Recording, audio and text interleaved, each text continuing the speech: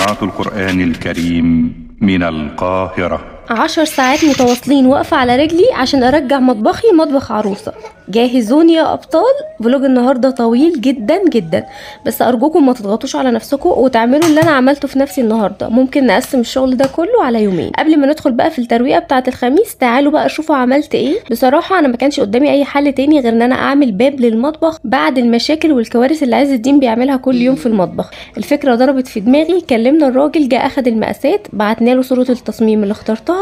خلال يومين كان مخلص الباب ومركبه كمان. بعيدا بقى عن ان الباب منع عز الدين ان هو يدخل المطبخ ويقلب حاله، الباب عاجبني قوي وشكله شيك قوي. نصيحتي لاي عروسه، لازم تعملي باب على مطبخك، هيفرق معاكي جدا لما تخلفي. زي ما متعودين قبل ما بننام المطبخ نضيف، عشان تاني يوم الصبح هنصحى عندنا معارك كتير قوي. قمت من النوم دخلت على المطبخ على طول، كان في كام طبق غسلتهم وفطرنا، سميت الله ودخلت على الصالون. شلت الصالون كله والسجاده، عملت تنظيف عميق بقى للمكان كله. بصراحه انا لو ما دلقتش ميه بالشكل ده مش بحس ان انا نظفت كده تنظيف عميق. دايما بتسالوني بتشفطي الميه ازاي؟ المكنسه دي كلمه رهيبه قليله عليها، تحفه تحفه تحفه بجد. نصيحتي للناس اللي بتحب تنظف بالشكل ده، لازم تشتري المكنسه بتاعت شفط الميه، هتريحك جدا جدا. تم بحمد الله. ندخل بقى على الفقره التانية في المطبخ. انا ما سبتش حاجه في درج ولا ضرفه الا ونزلتها.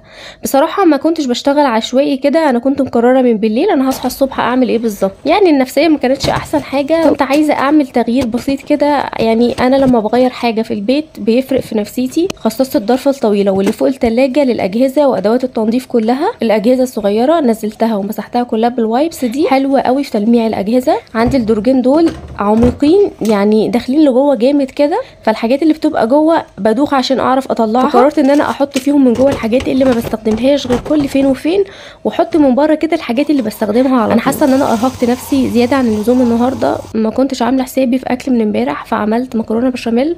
اتغدينا وكان في كوم مواعين قد كده، معرفش المواعين دي بتيجي منين. المواعين تقريبا بتتكاثر في الحوض. من الصفات اللي بكرهها جدا هي الاستكتار والمقارنه بالاخرين. حقيقي الاستكتار ده من اقبح الصفات. كل واحد يرضى بالنعم اللي موجودة عنده، ما نبصش لغيرنا ابدا في اي نعمة موجودة عنده. واحدة بتشتغل 6 ساعات بتبص لواحدة تانية شغالة 12 ساعة. ال6 ساعات اللي انتي قاعدة مرتاحة فيهم دول هي مطحونة علشان تزود الدخل بتاعها. يا ريت كلنا نتمنى الخير لبعض، نوقف مقارنة، حقد واستكتار النعمة على الاخرين.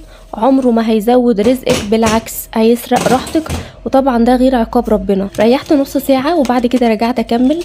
انا خصصت 3 علب بقى، علبة احط فيها الفرش بتاعت التنظيف كلها، وعلبة لكل الادوات الصغيرة